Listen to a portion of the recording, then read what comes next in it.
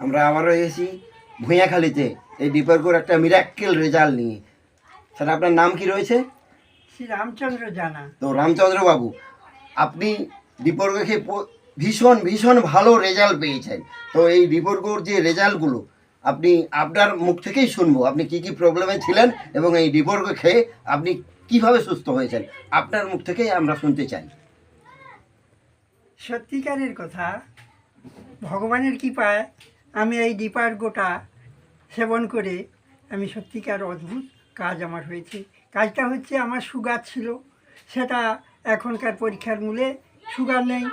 আর আমার একটা হাতের প্রবলেম হয়েছিল, হাতটা মোচড় লেগে বেঁকে গিয়েছিল, কিন্তু সেটা খুব ব্যথা। ডাক্তারবাবু বললেন 6 মাসের কমে সারবে না, কিন্তু আমার এই 2 মাস 2.5 মাস এই ওষুধটা কোন জায়গাটায় সমস্যা একটু দেখান, হাতটা একটু দেখান কোন জায়গাটা। হ্যাঁ, এই যে আমার হাতটা, এইটা কিন্তু একবারকে অপোজিট দিকে বেঁকে চলে গেছে। তারপর ওই ব্যথাটা দীর্ঘদিন ফুলতো কমতো, আর এই ঔষধটা সেবনের পর আর কিন্তু সে ফুলাও নেই আর ব্যথাও নেই। তারপর আমার একটা প্রেশারটা সবসময় ডাউন যেত, কিন্তু এখন ভগবানের কৃপায় আমি সুন্দর সুস্থভাবেই শক্তি পেয়ে গেছি। আমাদের তাহলে এই ডিপার্কো খেয়ে আপনি এই প্রবলেমের মধ্যে ছিলেন। সুগার কতদিনের সুগার ছিল আপনার? সুগার আপাতত 4-5 বছর আগে। 4-5 বছর ধরে সুগার। হ্যাঁ। হাই প্রেসার না আপনার লো প্রেসার? প্রেসার লো হয়ে গেছে? লো প্রেশার, হ্যাঁ। এটাও আমার দীর্ঘদিন।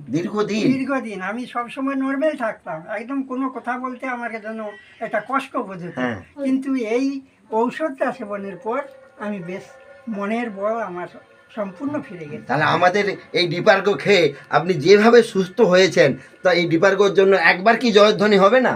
জয় ডিপার্কো। জয় ডিপার্কোর জয়।